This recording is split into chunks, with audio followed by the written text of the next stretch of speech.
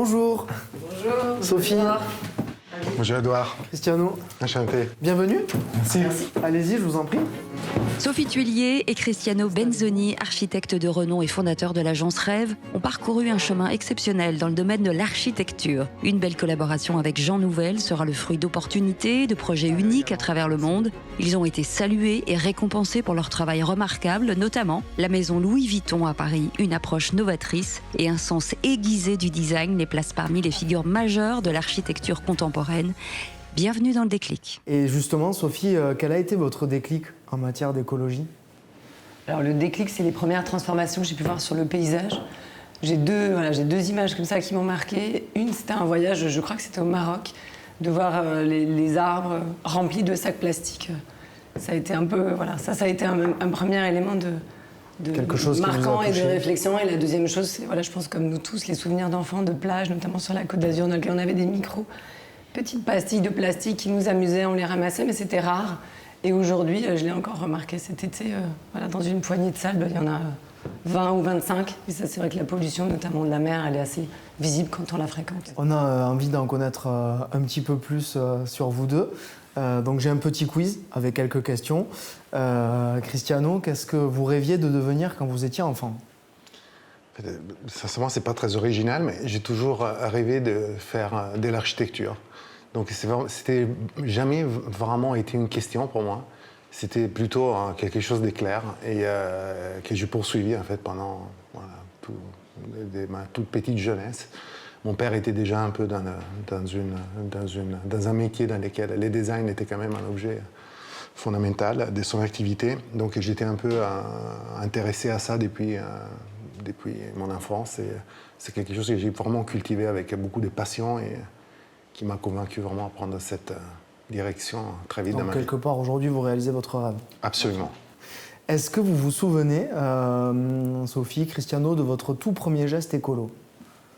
Je pense que le premier réflexe a été un peu de manger sainement et de manger bio. Et je pense que c'est à la naissance de mes enfants. Et à contrario, est-ce que vous avez un petit péché en écologie, quelque chose que vous faites, un péché en commun, peut-être ? Quelques voyages de trop. Quelques voyages de trop.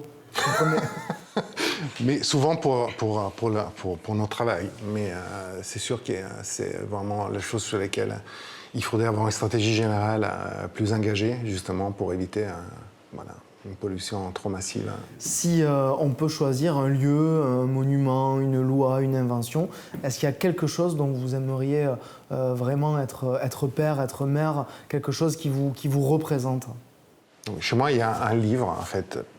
Notre positionnement par rapport à l'architecture, notre approche est très globale. Donc, ce n'est pas que de l'architecture pour l'architecture, mais souvent, on s'inspire des disciplines culturelles qui sont beaucoup plus sensibles au changement dans la température du désir de l'époque dans laquelle on vit. Donc, on regarde beaucoup la musique, la littérature, évidemment, le théâtre, le cinéma. Et tout ça, ça a des influences bénéfiques en fait sur notre manière de voir les choses et dans l'essence que nous donnons à nos propositions architecturales.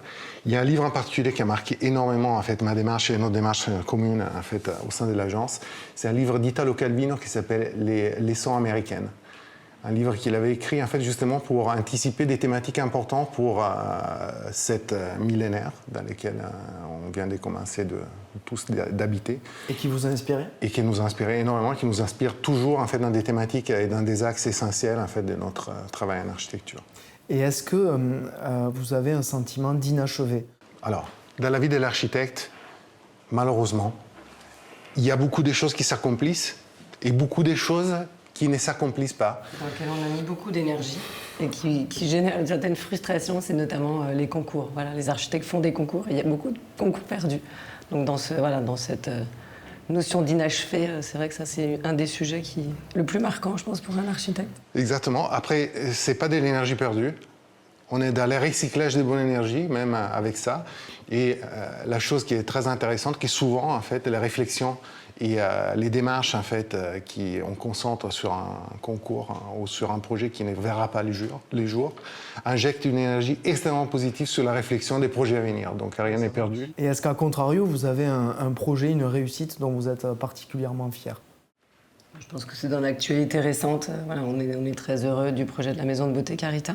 Ça fait partie, c'est vrai, des projets. On a eu la chance de créer une architecture en même temps qu'une marque se réinventait. Donc c'est vraiment, je pense, une écriture assez complète qui va du repackaging des produits en cohérence avec tout ce qu'on a imaginé. En parlant d'architecture et de projet, d'où est venu Studio Rêve? Est-ce que vous pouvez nous en dire un petit peu plus? Je raconte souvent l'anecdote, mais c'était l'été sur une plage. Discussion, comment on aurait pu appeler cette agence d'architecture qui était un peu un point d'arrivée pour nous très important, un point de démarrage très important en tout cas. Après avoir travaillé pour d'autres architectes jusqu'à ce moment-là, notamment pour Jean Nouvel avec qui nous avons passé 10 ans en tant que directeur de projet sur des projets incroyables. Et l'idée c'était de créer pas un nom d'agence mais juste une amorce. Donc l'idée d'avoir 3 lettres en fait qui puissent être un peu l'anticipation des mots positifs à venir, une pensée positive pour le futur. Votre agence, elle est connue pour sa créativité. Comment vous évoluez aujourd'hui dans l'ère du temps et comment vous intégrez cette notion justement de développement durable? Alors, c'est quelque chose qu'on a volontairement, depuis le démarrage de ces questions, pas forcément voulu mettre en avant parce que pour nous c'était un must-have, c'était une question de bon sens. Donc c'est vrai que ça nous semblait de toute façon des réflexions qu'il fallait avoir et donc on n'a pas forcément beaucoup communiqué là-dessus, mais ça a toujours fait partie intégrante de nos réflexions et de nos projets. Après, nous avons une réflexion sur l'architecture qui est une architecture à la fois sentimentale et à la fois située. L'idée d'une politique des situations liée à nos projets est quelque chose de très fort, de très récurrent. Donc l'idée, c'est qu'on part d'une demande d'un client, d'un contexte économique, d'un contexte culturel dans lequel on aime bien en fait s'y noyer. On n'est pas des architectes des styles. Donc notre idée, c'est pas de proposer tout le temps la même formule, la même esthétique, les mêmes objets architecturaux, mais l'idée, c'est à chaque fois d'avoir un peu une surprise sur l'esthétique finale en fait de chaque projet. Une découverte qui a beaucoup de fusion avec tout ce qui participe en fait à la mise en place du projet et à la définition de ces projets-là. Mais justement, pour revenir sur vos clients, est-ce qu'aujourd'hui vous sentez une réelle évolution dans les cahiers des charges, dans les appels d'offres? Absolument. Que ce soit, on a des clients publics et privés dans les deux domaines, même les grands groupes privés. Ont maintenant une politique RSE environnementale qui est très très importante. Et aujourd'hui, on a des réglementations. Quand on construit un bâtiment, aujourd'hui, on a la réglementation thermique 2020 et on se projette déjà sur un 2025 qui sont très contraignantes avec beaucoup de critères de basse émission de carbone, de matériaux biosourcés. Donc, on est déjà en respectant juste ces données réglementaires sur un critère oui, assez sur un haut. critère assez élevé. Quand on rénove la maison Carita, des immeubles entiers dans Paris, comment on s'adapte en permanence à la singularité des bâtiments, des projets et des demandes de vos clients? Donc il y a cette transmission en fait de l'esprit de l'époque à l'intérieur des bâtiments. Chez nous, naît vraiment de cette question des bons sens, de comment être responsable a priori, tout en proposant une esthétique qui correspond vraiment à une vision sur la personnalité du futur bâtiment ou du futur projet. Donc il y a une démarche chez Carita qui est assez particulière, c'est celle d'un luxe sobre. Donc on ne voulait pas avoir ces notions de luxe opulent qui pour nous appartient vraiment au passé. Mais l'idée c'était de distiller un langage qui soit contemporain, qui soit atemporel, qui puisse durer. Donc on a sélectionné des matières qui soient vraiment dans cet esprit-là, qui soient à la fois élégantes, esthétiques et à la fois responsables et biosourcées. Donc nous avons travaillé à 80% dans les finitions de l'intérieur de la maison Carita avec du plâtre. Les plâtres, c'est une matière exceptionnelle, c'est à 80% recyclable, c'est hyper souple en termes d'usage. Et il y a à la fois l'héritage donc, de cette nature responsable et écologique, et à la fois il y a l'héritage des grands plasticiens du passé qui ont utilisé les plâtres comme matière d'expression en utilisant vraiment ce potentiel d'expression que les plâtres ont en soi, comme Canova dans le XVIIe, dans tous les moulages d'œuvres anciennes. Et donc nous avons expérimenté cette capacité du plâtre à s'adapter. Dans la maison Carita, on a essayé vraiment d'exploiter toutes ces possibilités d'expression dans des finitions différentes, dans des géométries différentes. On a utilisé un cannelé, un acoustique sur 16 mètres de hauteur à l'intérieur de l'atrium central, un projeté pour les escaliers. On a créé des lustres intégrés à l'intérieur du plafond en plâtre. On a vraiment essayé de montrer comment, avec une matière aussi simple, aussi innocente et aussi artisanale, dans laquelle la main de l'homme a quand même un rôle fondamental, ça puisse être une matière contemporaine et luxueuse.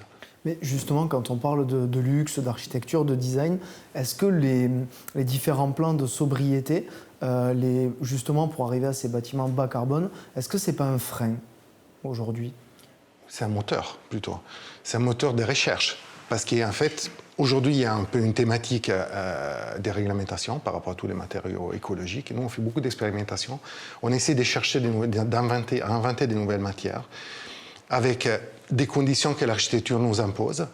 Par exemple, sur des complexes résidentiels ou sur des grosses opérations, on essaye de convaincre nos clients, nos maîtrises d'ouvrage, à travailler sur les déchets, par exemple, qui sont issus en fait, de la démolition des bâtiments existants. Donc l'idée, c'est de faire un tri sélectif de ces matières-là et de pouvoir les réemployer à l'intérieur du futur bâtiment comme des éléments nécessaires à l'amélioration en fait, des conditions architecturales à l'intérieur des espaces. Je pense que l'esthétique est vraiment les points d'arrivée. En fait, la beauté, pour nous, c'est un moteur d'amélioration, d'évolution de notre histoire, de nos conditions, de notre intelligence. Et ce moteur-là doit transformer en fait, chaque nécessité que nous avons aujourd'hui en termes de bas carbone, en termes de responsabilité, dans une forme qui soit dans un savoir-vivre, qui ne soit pas juste en fait, un gadget qu'on colle à l'intérieur d'un projet pour dire qu'on a respecté la norme, oui, mais l'idée c'est vraiment de distiller une esthétique qui soit jolie, qui soit ambitieuse, qui soit dans la beauté et pas uniquement dans la nécessité. Les villes intelligentes, la mutation urbaine, ce sont des défis auxquels vous êtes confrontés. Comment vous imaginez les grands enjeux de demain et comment vous les appréhendez au quotidien? C'est une question difficile. Je pense que le débat public est très important là-dessus en ce moment.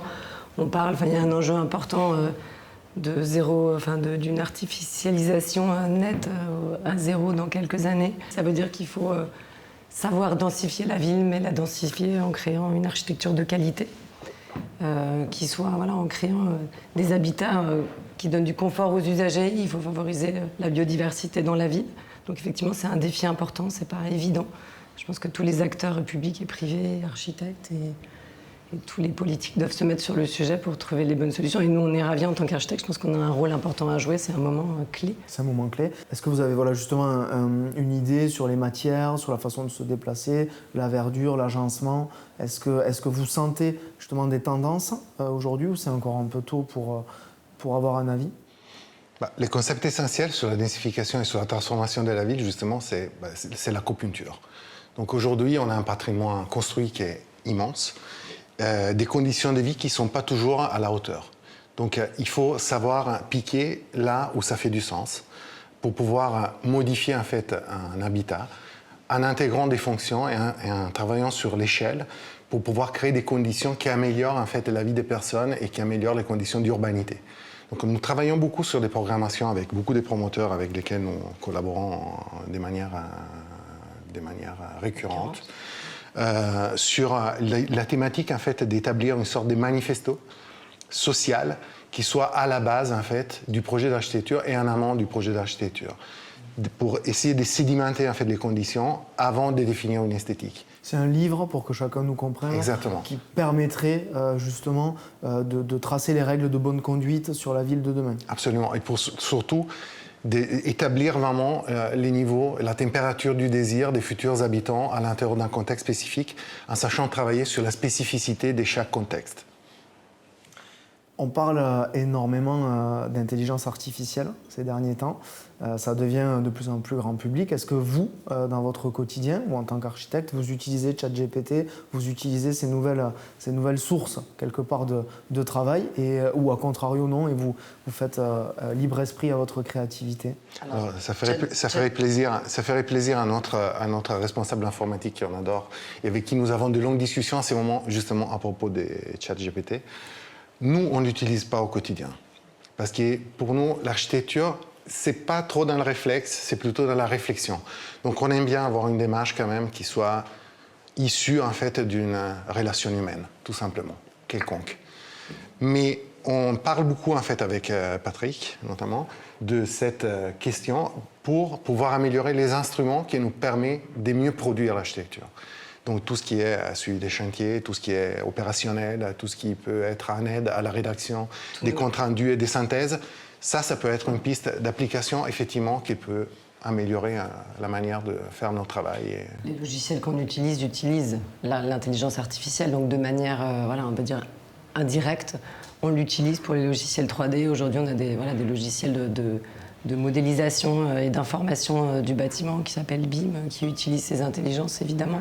Et est-ce que vous pensez qu'à terme, les logiciels d'intelligence artificielle peuvent tout simplement remplacer les architectes? Bien sûr que non. Alors, on l'espère pas. Je sais pas. Ça dépend là où ça va se situer le désir des gens.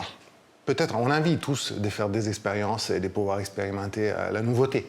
Donc ça, c'est un désir très fort quand même dans les sociétés et dans les sociétés qu'on a connues dans le passé. Donc c'est possible que ça donne envie de faire cette expérience-là. Après, moi, je pense que quand on veut habiter dans un endroit, on a une relation tellement humaine et tellement intime que c'est difficile de pouvoir confier ça tout simplement à un logiciel ou à quelque chose avec qui on renonce d'avoir un vrai... Qui n'existe pas concrètement. Ça tendrait forcément vers une forme d'uniformisation. Et ce à quoi on est absolument opposé, parce que notre démarche est plutôt sur une démarche d'un projet singulier à chaque fois. En fait, on ne croit pas du tout à ce système qui fait que l'architecture devient une autre architecture. L'architecture, c'est les fruits d'un dialogue, c'est les fruits d'une relation humaine, d'une relation sentimentale, d'un sentiment. Ce sont toutes des relations en fait, qui sont compliquées à transférer sur l'idée d'une relation un peu mécanique avec... Et le projet ne se fait pas seul, on le fait vraiment avec notre client, avec toutes les équipes et les bureaux d'études qui nous entourent. Donc il y a vraiment une notion de collaboration et d'échange qui, à mon avis, et je l'espère, ne peut pas être remplacée par une intelligence artificielle. Au-delà de l'architecture, vous parliez de collaboration. Je crois que vous en avez certaines avec la gastronomie. Est-ce que vous pouvez nous en parler un petit peu plus ? On a eu, alors, dans le cadre d'une collaboration qu'on a eue avec la marque Mauviel, qui fait de l'ustensile de cuisine haut de gamme. C'est une petite usine fantastique basée à Villedieu-les-Poêles, en Normandie. C'est une marque mythique qui fabrique en fait des casséroles et des batteries de cuisine en cuivre martelé. C'est l'objet du désir de tout l'univers gastronomique dans le monde entier. C'est un des musts, en fait, que chaque chef, une fois qu'ils arrivent à un certain niveau, ils veulent l'avoir dans leur cuisine. Donc, nous avons beaucoup travaillé avec eux sur pas mal de sujets, à des échelles différentes. Leur usine, donc l'amélioration de leur habitat de travail dans leur siège historique, à Villedieu-les-Poêles, donc, avec l'idée toujours, qui pour nous était très fort, de ne pas uniquement montrer des produits, mais l'idée, c'était en fait de croiser la culture des produits d'une entreprise avec une culture gastronomique liée à un terroir, avec la culture gastronomique d'un chef qui vient interpréter tout ça et donner un lien, en fait, et une modernité à tout ça. Et alors, à titre personnel, moi, je suis un chef d'entreprise de 32 ans. Quel conseil vous donneriez à un jeune architecte qui aujourd'hui veut se lancer ? De rester, moi je dirais, de rester curieux, de visiter, de se balader, de regarder, pas les exemples forcément d'architecture, mais de s'inspirer de toutes les disciplines transversales, l'art, le cinéma, la mode, et de continuer, de se nourrir.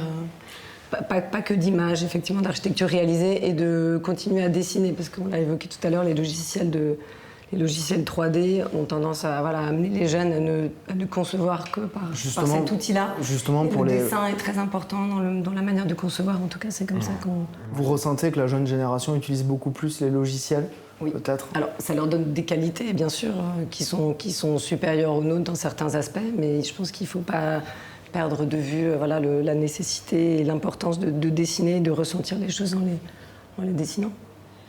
Je vais ajouter peut-être... Oui, juste un conseil pour la profession de l'architecte et d'une manière plus vaste sur l'ensemble de démarches de cet âge-là, c'est que la vie est urgente.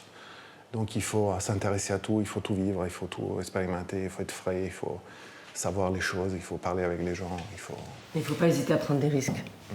Et vous qui faites beaucoup de projets à l'international, comment vous conciliez toutes les différentes réglementations, les différentes normes dans les différents pays par rapport aux cultures, par rapport aux pays, aux habitudes? Vous arrivez à vous adapter à tous vos projets? Nous, en général, on travaille en gang. C'est vrai qu'on aime que chacun ait ses compétences et on ne prétend pas avoir toutes les compétences. Donc, de la même manière que pour toutes les compétences, je ne sais pas, qui sont l'acoustique, l'éclairage, etc. L'environnement, on fait appel à des partenaires avec qui on aime travailler. De la même manière, pour tout ce qui est réglementation dans les pays étrangers, on s'appuie sur des équipes locales, sur des architectes qui sont implantés, qui connaissent les réglementations, les usages et les normes. C'est très important pour nous et nous avons dans chaque coin du globe un intérêt spécifique sur des gens qui peuvent nous aider en fait, à rentrer dans une réglementation écologique qui soit adaptée en fait, à une labellisation locale. Une petite question personnelle. Vous êtes en couple. Comment vous arrivez à concilier les idées, vos projets? Est-ce que vous êtes toujours d'accord? Comment vous vivez au quotidien le fait de partager votre vie privée et votre vie professionnelle? On n'est pas toujours d'accord, mais c'est ça qui est... C'est la lucha libre. C'est ça qui est enrichissant. En fait, on est, je pense, très complémentaires. Voilà, Cristiano, il est très poète, je peux le dire. Il va beaucoup rêver, être très créatif, et je pense que j'ai un peu plus les pieds sur terre. Et Sophie donne une consistance. Donc ce choc des visions. On dirait effectivement des cuisines. C'est ça. En fait, moi, souvent, j'amène les ingrédients et Sophie, en fait, crée la recette. Où je crée les limites de la casserole, peut-être. Est-ce que vous préconisez l'utilisation des énergies renouvelables dans vos chantiers, des panneaux solaires, de la géothermie? Est-ce que c'est quelque chose que vous intégrez ou pas encore? En fait, on l'intègre parfois au cas par cas. Et dans certains cas, effectivement, on positionne des panneaux solaires quand c'est autorisé, parce qu'on a aussi souvent le cas que c'est pas forcément accepté par les architectes des bâtiments de France, donc on trouve des manières de compenser. Ce qui est assez, mais dès qu'on peut, ce qui est assez étonnant, effectivement. Mais aussi de décaler un peu l'apparence de tous ces systèmes de production d'énergie, que ce soit du solaire, que ce soit de l'éolien, par exemple, en essayant de leur donner en fait un visage qui soit plus compatible avec des environnements dans lesquels on n'a pas l'habitude de les voir, comme un environnement urbain parisien, comme dans des endroits dans lesquels il devient une sorte des monuments aux d'œuvres d'art, en fait, qui est là pour nous rappeler l'urgence, justement, de cette... Dans un sens un peu pédagogique. Dans ce contexte d'urgence climatique, on voit émerger de nouveaux métiers. Est-ce que vous travaillez avec des ingénieurs climat, des énergéticiens? Est-ce que ces métiers-là font partie de votre quotidien aujourd'hui? Bien sûr, oui. Maintenant, c'est obligatoire quand on travaille sur un projet d'avoir des bureaux d'études qui nous accompagnent sur l'aspect environnemental.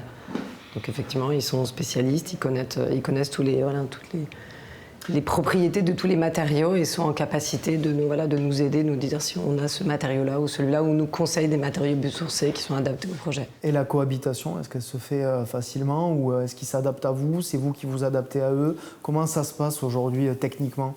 Techniquement, nous, on travaille avec tout le monde et depuis des années, toujours dans le même sens. Donc, nous avons des savoirs architecturaux à l'agence qu'on aime bien amplifier en fait avec des disciplines amies et voisines de l'architecture et avec des gens qui peuvent participer avec nous dans la même direction, dans la même valeur, dans la même militance, nous apporter en fait des savoirs complémentaires et on travaille toujours en gang. C'est un terme qu'on aime beaucoup et qui représente bien notre manière de travailler. Donc, on est tous synchro en fait sur une certaine vision des choses. Donc, c'est très facile de trouver une entente avec dans ces eux conditions. pour collaborer. Dernière petite question. Je crois que vous démarrez un nouveau projet à Paris. Est-ce que vous pouvez nous en dire un petit peu plus? Pour l'Institut français? Absolument. Donc l'Institut français, qui est un des organes du ministère de la Culture qui finance tous les projets culturels en France et à l'étranger, nous travaillons en fait sur leur futur siège parisien. Et qu'il faut complètement réhabiliter? Qu'il faut complètement... Dans ce cas précis, en fait, nous, on fait des constructions de bâtiments neufs et dans ce cas précis, on fait aussi l'architecture d'intérieur. Donc dans ce cas précis, en fait, on a conçu tous les aménagements intérieurs dans un bâtiment qui a été conçu par un autre architecte. Voilà, donc c'est un exercice intéressant de cohabitation et de dialogue. Évidemment, avec beaucoup de réflexion autour de l'identité culturelle et beaucoup sur les concepts des transitions, justement, qui pour nous est une clé intéressante de cultures qui veulent garder leur identité tout en étant contaminées par des cultures autres, avec un effet bénéfique, en fait, pour l'évolution de la pensée. Et nous avons travaillé justement sur un univers intérieur basé sur des matériaux responsables, écologiques, ergonomiques, qui puissent vraiment avoir une vraie modernité en termes d'usage et en termes des conditions de travail dans ces espaces-là. Et avec l'idée aussi de pouvoir travailler sur des éléments qui ne soient pas répétitifs, mais qui soient à chaque fois spécifiques pour chaque département de l'Institut français. En fait, on a créé une sorte de paysage intérieur basé sur l'assemblage de certains éléments standards dans des formes et dans des usages différents, justement pour créer une singularité et une personnalité à chacun de ces espaces destinés à des secteurs différents de l'Institut. Qu'est-ce qu'on peut vous souhaiter pour la suite? Bon vent. Merci beaucoup d'avoir participé à l'émission du Déclic. Merci à vous. C'était un plaisir, merci beaucoup. Merci Sophie. C'était un Christiane. plaisir.